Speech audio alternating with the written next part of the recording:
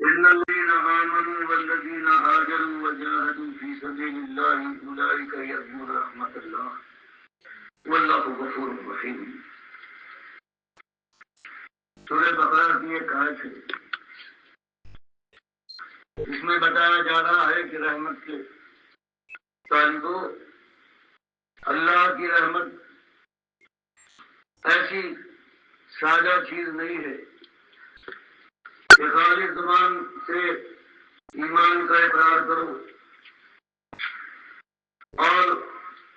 نمازیں اور روزے ادا کر لو اور بس، اس کے بعد اللہ کی رحمت تم پر برسے اور اللہ کے وعدے کی تم مستحق ٹھہرو، جنت تمہارے لیے اپنے دروازے کھول دے اور ہمیشہ کا عیش اڑانے کے لیے تم داخل ہو جاؤ۔ فرمایا یہ ایمان کی بات، یہ معمولی بات نہیں ہے، سمجھو اس کے معنی یہ ہے کہ تم نے ساری دنیا کو للکار دیا ہے۔ طاقت والوں کو جو اپنی خدائی کر رہے ہیں، اپنا قانون چلا رہے ہیں، اپنے سامنے دنیا کی گردنیں جھکاتے ہیں،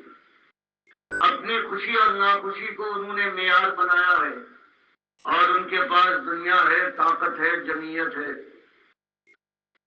تم نے ان کو للکار دیا ہے لا الہ الا اللہ محمد رسول اللہ کے کہنے کے بعد، تم نے کہا ہے کہ تمہارے قانون کو، تمہارے اقتدار کو، تمہاری پسند اور ناپسند کو، تمہارے فیصلے کو ہم نہ مانیں گے۔ ہمارے لیے تو اللہ کا فیصلہ ہے اور اس کا رسول صلی اللہ علیہ وسلم جو اللہ کی طرف سے فیصلہ کر دے، جو قانون بتا دے، جو حق اور باطل کا معیار پیدا کر دے، جو خیر و شر کے لیے جو پیمانے بیان کر دے، وہ ہم مانیں گے۔ اور تمہاری بات ماننے کو تیار نہیں ہے اگر ان چیزوں سے تمہاری بات ٹکراتی ہے۔ بادشاہ سلامت، تم ہمارے نہ خالق ہو، نہ مالک ہو، نہ رازق ہو۔ ہم تمہارے اوپر ایمان لانے کی بجائے اپنے مالک پر ایمان لائیں اور ہم نے اس کے ہاتھ اپنی جان اور مال کا سودا کر لیا ہے۔ اپنے مقدور اور طاقت بھر اب ہم تم سے بھی یہی کہیں گے کہ تم بھی مالک کا کھاتے ہو، مالک کے پیدا کیے پیدا ہوئے ہو۔ اب خود سری نہ کرو، خود مختاری کے دعوے دار نہ بنو، بلکہ جو کر چکے ہو اس پر پشیمان ہو، اپنے مالک سے توبہ اور استغفار کرو، اور جس طرح سے ہم اپنے مالک کی بندگی کا اعلان کرتے ہیں، مالک کے بندے بن جاؤ۔ اور یہ ایسی بات جب طاقت والے، اقتدار والے بادشاہ اور سردار کے سامنے یہ بات آئے گی تو وہ بہت کم ایسا ہوتا ہے کہ اس کا دل مائل ہو اور اپنی خدائی سے وہ اپنا ہاتھ کھینچے۔ یہی حال ہوگا مہاجن کے سامنے جب یہ بات آئے گی، اور جب یہ مذہب کے ٹھیکیدار ہیں جو بیوپاری ہیں، جو اپنی دنیا کماتے ہیں، اللہ کے خلاف عقائد پھیلا کر اعمال کا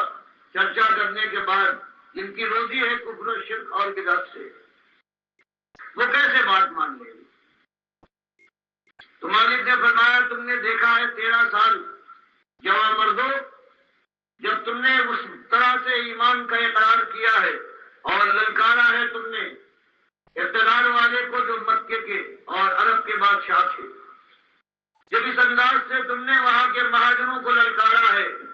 وہاں کے پنڈتوں اور پانوں اور برہنوں کو، کاروبار کرنے والوں کو تم نے للکارا ہے، تو یہ تینوں مل کر یہی ملا ہوتے ہیں۔ ان کے پاس طاقت اور قوت ہوتی ہے، کس طرح سے یہ بفر گئے تھے، کیسے کیسے ایمانداروں کا جینا دوبھر کر دیا ہے۔ جس کو کل تک امین و صادق کہتے تھے اس کو اب خائن اور کاذب کہتے ہیں، کبھی مجنون کا لقب دیتے ہیں، کبھی قائم کے نام سے یاد کرتے ہیں۔ اس کی جان کے دشمن ہو گئے، حالانکہ اس پر جان قربان کرنے کو تیار تھے، کیونکہ یہ بات ایسی ہے، ایمان کی بات ایسی ہے کہ اس کی چوٹ سب پر پڑتی ہے۔ تو یہاں فرمایا گیا کہ ان الذین آمنوا، کہ شاباش تم کو اللہ کے بندوں جو 13 سال تک برابر ایمان لانے کے بعد ستائے گئے ہو اور تم نے ایمان کا حق ادا کر دیا ہے، تم تم نے اقتدار والے سے لی، جنگ مول لی تم نے مالدار سے اور مہاجن سے، اور تم نے یہ جو بیپاری ہے سوداگر سے دین کے،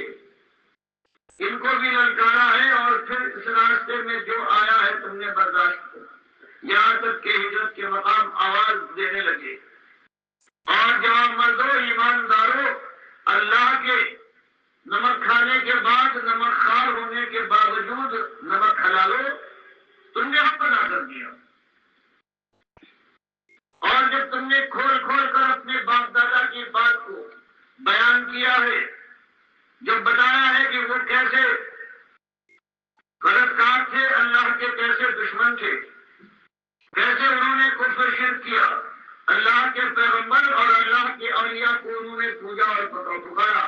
اللہ کے ساتھ یہ ظلم کیا ہے، تمہارے اوپر بیت گئی، لیکن تم اور تمہارے وہ ساتھی جو بھی 4 سال نہیں گزرے تھے، جو جوامر تھے، بات کھول کر کہنے والے تھے، نام و لپیٹ کی بات سے جو الگ رہے، ان کو حبش میں ہجرت کرنا پڑی، اور اس کے بعد تمہاری اکثریت کو مدینے کی طرف۔ ایمان میں یہی ہوتا ہے، جب کفر کی فضا میں توحید کا نعرہ بلند ہو، جب شرک کی ایک درخت کو کھول ڈالا جائے، جب اکابرین کے اوپر جا کر چوٹ پڑے، جب عقیدوں کی جنازے اٹھے، جب اللہ کا بندہ کہہ دے اللہ اور رسول کے علاوہ کسی کا میں بات ماننے کو کسی کا مقلد نہیں ہوں، جو بات اللہ کی طرف سے آئی، جو اللہ کے رسول صلی اللہ علیہ وسلم کہہ دے، بس یہ حق ہے۔ وہ حضرت ابراہیم کی ملت جو اللہ نے فرمایا ہے کہ تمہارے لیے جواب مردو اور انبیاء کی بھی طریقہ ہے۔ حضرت موسیٰ سے پوچھا گیا، اور مصلحت تھی اس وقت شروع میں پوچھا گیا کہ ماں بال قرون پورا فرعون چاہتا تھا کہ بھڑکانے کے لیے اپنے درباریوں کو بقاعد اس توحید کی دعوت سے بھڑکا دے، تو اس نے حضرت موسیٰ کو آزمائش میں ڈالا اور یہ کہا کہ بتاؤ جو اس سے پہلے ہمارے باپ دادا گزرے ہیں ان کا کیا؟ تو حضرت موسیٰ نے مصلحت، دین کی مصلحت کس موقع پر یہ سمجھی ہے، آگے جا کر کھول کر بیان بھی کیا، سب باپ دادا کے اوپر فتوے بھی لگائے، لیکن پہلی بات یہاں کہی کہ ان کا ایک علم ہے، اللہ کے پاس ہے، رب کے پاس ہے کتاب کے اندر، اور نہ مالک نہ کبھی بھولتا ہے نہ بھٹکتا ہے۔ آگے جانے کے بعد جب موقع، اس وقت مصلحت کا تقاضا یہ تھا، اور آگے چلنے کے بعد یہی تو جنگ ہوئی ہے، اس کو لوگ کوئی پیش کرتے ہیں کہ دیکھو نام نہ لینا، عقیدتوں پر چوٹ نہ پڑے، جو اسلاف پر کافر ہے ان کو نہ چھیڑو، چاہے انہوں نے اللہ کو غلط کہا ہو، اللہ کے نبی صلی اللہ علیہ وسلم کی تکذیب کی ہو، ورنہ یہ مسئلہ اللہ نے بتایا کہ تم نے جواب مردوں بات کھول کر بیان، کون کسی بات کی تم نے پرواہ نہیں کی، یہاں تک کہ مجبور کیا گیا ہے تم کو کہ یہ زمین مکے کی تمہارا بار برداشت نہ کرے گی، اور جواب مردوں تم کبھی حبش کو ہجرت کرتے ہو ایمان کے لیے، کبھی مدینے کی طرف جاتے ہو، لیکن تم نے کبھی کمی نہیں کی ایمان اور ایمان کے تقاضے میں، تابوت کو تم سامنے لائے ہو اور کھول کر اس سے کفر کیا ہے، اور بالکل وہی رویہ اختیار کیا جو ابراہیم علیہ السلام نے اپنی قوم کے ساتھ اختیار کیا ہے، کہ انہوں نے صاف صاف کہہ دیا کہ انا براء منکم ومما تعبدون من دون اللہ، کہ قوم کے لوگوں اعلان کرتے ہیں ہم کہ ہم تم سے بیزار ہیں، اور جن باباؤں اور اسلاف اور اکابرین اور اپنی قوم کے جو ریت سے تم چمٹے ہوئے ہو، جن کی تم پوجا کرتے ہو، ہم ان سے اعلان کرتے ہیں کہ ہم ان سے بیزار ہیں، اور بیزاری نہیں کفرنا بکم، اور ہم تمہارے کافر ہیں تمہاری ہر طریقے کی، تم نے ایمان کے اندر کفر شرک ڈالا ہے، تم نے اپنے باپ دادا کی ریت کو اپنایا ہے، تم نے اللہ کی بات کا انکار کیا ہے، ہم تمہارے کافر ہیں تمہارے ہر طریقے کی، ہم اللہ کے دین کو، اللہ کی توحید کی بات کو ہم لائیں گے چاہے کچھ ہو جائے۔ تم نے بھی آنکھ میں ایک طرح سے دیکھ لیا ہے کہ اللہ نے ہم کو ثبات دیا، کفرنا معاملہ ہے، اس لیے قومیت اور اسلاف اور اکابر کے اوپر جو اللہ سے ٹکرائے ہیں ہم ان کی کوئی پرواہ نہیں کرتے. ہم تمہاری ایک ایک چیز کے کافر ہیں. وہ بدا بیننا وہ بینکم العداوۃ والبغضاء ابدا حتی تؤمنوا باللہ وحدہ. اب تم سے ہم اعلان کرتے ہیں کہ ہمارے تمہارے درمیان ایمان کی وجہ سے اب نہ خونی رشتہ حائل ہوگا، نہ تعلقات، نہ معاملات کا. ایمان اصلی چیز ہے. ایمان نے ہم کو تم کو جدا کر دیا ہے. اب ہم تمہاری ہر بات کا انکار کرتے ہیں، کفر کرتے ہیں. اب ہمارے تمہارے درمیان سوائے بغض کے، اناد کے، عداوت کے، دشمنی کے، اللہ کے لیے اور کوئی رشتہ باقی نہیں چھوڑا ہم نے. ہم کاٹے ڈالتے ہیں. ایمان کا یہی تقاضا ہے. اور اس کے بعد ایک چیز ہے، اگر تم بھی اللہ کے اوپر ویسا ایمان لے آؤ جیسے ایمان لانے کا حق ہے، تب یہ ساری دشمنی ہے، یہ دوستی بھی، یہ ساری جنگ ہے، یہ محبت کے اندر بدل جائے گی. پھر ہم تم کو گلے لگا لیں گے. ہماری دشمنی نہ قومیت کے لیے ہے، نہ ریاست کے لیے ہے، نہ ملک و مال کے لیے ہے، نہ حسن و جمال کے لیے ہے. ہماری دشمنی خالص اللہ کے لیے ہے، ایمان کے لیے. تو یہ بات یہاں بتائی جا رہی ہے کہ یہ موقع آتا ہے اور جب یہ حالات ہو جائے کہ قوم ایک طرف اہل کتاب کی طرح سے کتاب کو بھی ماننے کا اقرار کرے اور قیامت اور آخرت کو بھی مانے، رسالت کا بھی حامی بھرے، لیکن اس نے توحید کو بدل ڈالا ہو. رسالت کی بجائے اس کا پیغام سننے کی بجائے، سنت کی بجائے بدعت کے اوپر عامل ہو، آخرت کے اوپر نگاہ گارنے کی بجائے دنیا کی ہو رہے. تو وہی رویہ جو مالک فرماتا ہے قد کانت لکم اسوۃ حسنۃ فی ابراہیم والذین معہ. تو وہی رویہ، وہی کڑاکے کی بات، ایمان کی آواز اٹھنا چاہیے بغیر کسی مداہنت، لین دین کے، سودا بازی کے. وہ بات اٹھے اور یہی بات اللہ کی توفیق سے ہم نے اٹھائی ہے. ایمان کی بات اٹھی ہے کہ تمہارا ایک الہ ہے، الہکم الہ واحد. اور جن کو تم اپنا پیشوا، اپنا اکابر، اپنے سلف صالحین کے نام سے یاد کرتے ہو، تو بھائیو اللہ نے تو فرمایا ہے اگر کسی بات میں تمہارا کبھی کوئی اختلاف ہو جائے تو اس کے لیے ردوہ الی اللہ والرسول، تو اس کو لوٹا دو اللہ اور رسول کی طرف. ہم یہی کہتے ہیں اپنی قوم سے تمہارا ایمان، تم دعوے دار ہو، تمہارے اندر توحید کے لمبردار بھی ہونے کا دعوے دار ہے. ہم ان سے یہی کہتے ہیں کہ ہمارا تمہارا اختلاف ہے اور اللہ کے بندو اللہ کی طرف، اللہ کے رسول صلی اللہ علیہ وسلم کی طرف فیصلہ کروا دو. اور یہی بات ہوئی ہے جو وہ حالات پیدا کر رہی ہے جس میں ہجرت ہوا کرتی ہے، جس میں قوم اپنے درمیان اللہ کے ایسے بندوں کو جگہ دینے سے انکاری ہوتی ہے. آہستہ آہستہ ہم اسی طرف بڑھ رہے ہیں اور ہماری قوم ایمان کے اقرار کے باوجود اس طرح سے ایک ایک جگہ پر، ایک ایک گھاٹ کے اوپر ہمارے خلاف جو ہم دین کو لے کر اٹھے اس کے خلاف وہ نبرد آزما ہے. اور افسوس کے ساتھ کہنا پڑتا ہے کہ اس گروہ کے اندر ہمارے مخالفین میں وہ لوگ موجود ہیں کہ جو وہ بات جو ہمیشہ وہ کہتے آئے ہیں وہی بات ہم نے اٹھائی تو اس کے بعد وہ اب اس سے پھر گئے ہیں اور ہمارے دشمن بن گئے ہیں. کبھی موقع ہو تو آج جو توحیدی کہلائے جاتے ہیں ان کی تقریریں خود پڑھیں، خود سنیں، ان کے بڑوں کی بالکل وہی بات جو ہم کہتے ہیں. یہ آواز ہے ڈاکٹر مسعود الدین عثمانی رحمۃ اللہ علیہ کی، جنہوں نے توحید کی آواز اٹھائی اس دور کے اندر. توحید خالص، ایمان خالص کے اوپر کچھ لٹریچر بھی لکھا اور یہ تقاریر ہیں. یہ جو آخر میں کہہ رہے ہیں یہ اصل میں اشاعت و توحید و سنت والوں کا تھا کہ تمہارے بڑوں نے پہلے یہ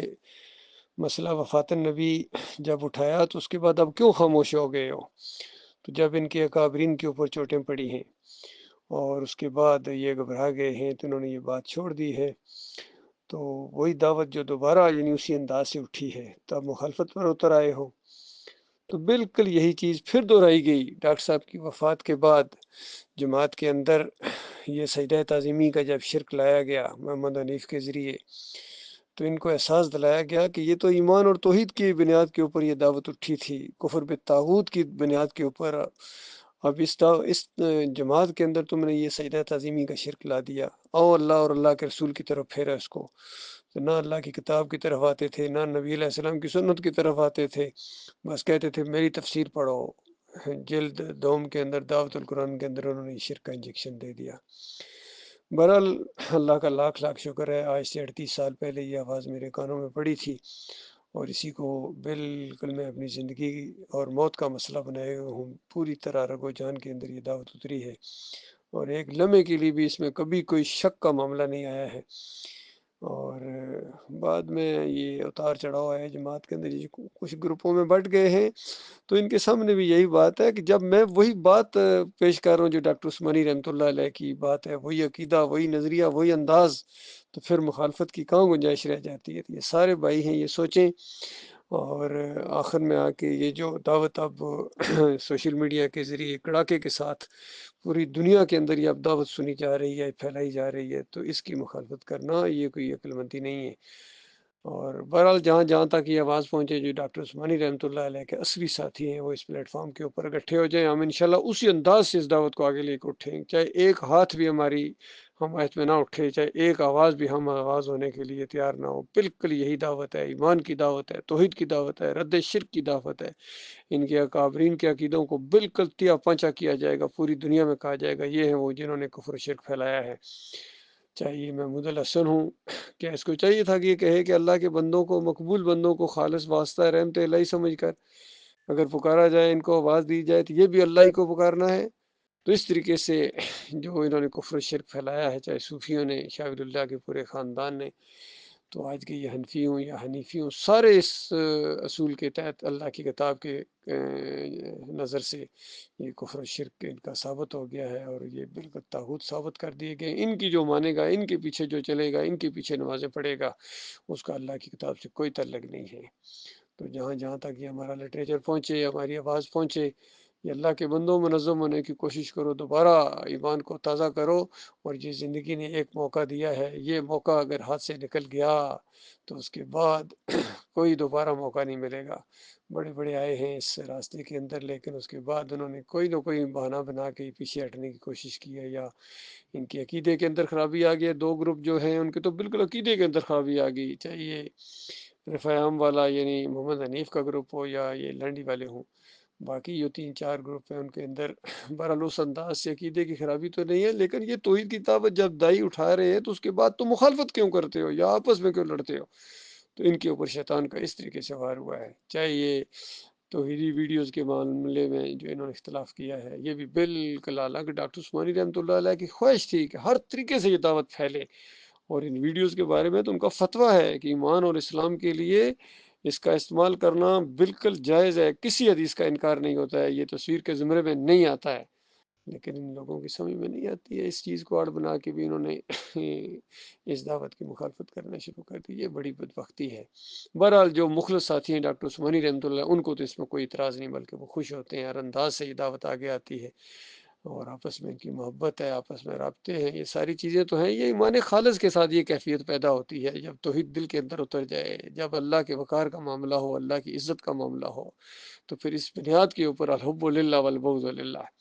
تو جب تک یہ ماحول نہیں بنے گا اللہ کے بندوں، کوئی خیر نہیں آ سکتی، اور یہ کفر و شرک کا جنازہ نہیں اٹھایا جا سکتا۔ اس لیے سارے معاملات کو پیچھے کر دو، اس طرح ایمان اور ایمان خالص اور توحید کا مسئلہ، اسی کے اوپر جم جاؤ اللہ کے بندوں، دیکھنا انشاءاللہ جینے کا بھی مزہ آئے گا، اور اس راستے میں شہادت مل جائے، پھر تو کیا کہنا، مالک کی رحمت جوش میں آ جائے، مالک کی دین اور مالک کی جو رحمت ہے وہ بہت بڑی ہے، مخلص لوگوں کے لیے ہے۔ اللہ تعالیٰ اسی پر قائم رکھے، اور مخلص و باصلاحیت لوگوں کو اللہ تعالیٰ ہمارا ساتھی بنائے، اور ان کے دلوں میں ہماری محبت، اور ہمارے دلوں میں ان کی محبت خالص اللہ کے لیے جم جانے والے جنتوں کے شوقین، شہادت کے شوقین، ان کے لیے اللہ نے بڑا موقع دیا ہے، زبردست پلیٹ فارم بڑی مضبوطی کے ساتھ دوبارہ قائم ہو گیا، الحمدللہ۔